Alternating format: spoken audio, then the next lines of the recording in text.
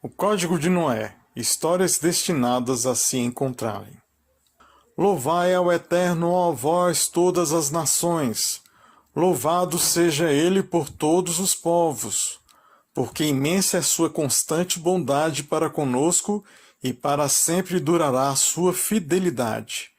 Louvado seja o Eterno. Aleluia!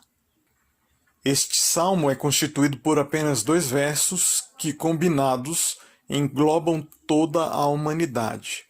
O primeiro verso refere-se a todos os povos da terra, e o segundo verso abrange todos os judeus.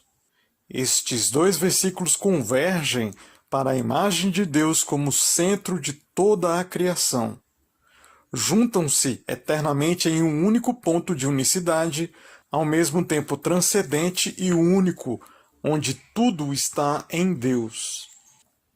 Este ponto de unidade não é facilmente visto ou sentido, motivo este causador de muitos tumultos ao longo da história do mundo. No entanto, em um só lugar, ao mesmo tempo, esse ponto de unidade foi revelado milagrosamente pelo próprio Criador. Assim ele desejou em sua sabedoria para que todos os seus filhos, ou seja, a raça humana, possam conhecê-los e nele acreditar, levando-o no coração até a chegada da era messiânica. E quando este momento chegar, é porque estaremos prontos, nos termos de Deus, para recebê-lo como Rei sobre todo o universo. Esta revelação essencial precisa apenas de um único acontecimento comandado por Deus e que seja preservado para a posteridade. Essa revelação ocorreu no Monte Sinai no ano hebraico de 2448, ou seja, 1312 antes da Era Comum. Deus, porém, designou Moisés, Moshe em hebraico, como seu profeta, para que Moisés recebesse e transmitisse todos os seus mandamentos para gerações futuras. Nestes mandamentos estão compactados a sabedoria divina em formas de palavras escritas, para que pudessem ser absorvidos pela mente humana limitada.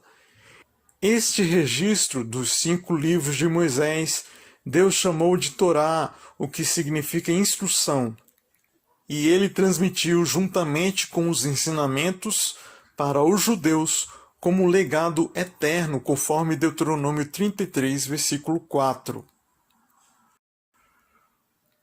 Juntamente com esta dádiva foi confiado uma grande responsabilidade. A Torá não apenas detalha as 613 leis judaicas, das quais os 10 mandamentos representam apenas uma pequena fração, mas inclui também as 7 leis de Noé para todos os não-judeus, as quais Deus instruiu a Noé 16 gerações antes da outorga da Torá. Naquela época, a voz de Deus, o nome de Deus e a unidade de Deus estavam claramente reveladas no mundo. Mas ele, em sua sabedoria, viu que era melhor guardar esta revelação do povo judeu, mesmo sendo eles os guardiões deste conhecimento. Desta forma, a habilidade de viver intensamente com a revelação foi retida. Com a ascensão dos judeus como nação na terra de Israel, as regiões próximas, especialmente as pessoas que escolheram residir na Terra Santa, para tais pessoas houve um despertar para as 7 leis de Noar. Pelo fato de os judeus terem passado por sucessos e derrotas durante 440 anos anteriores à construção do templo do rei Salomão e 410 anos durante o período em que o templo ficou de pé, causou-se um enfraquecimento da busca por parte das regiões próximas em relação às 7 leis de Noé.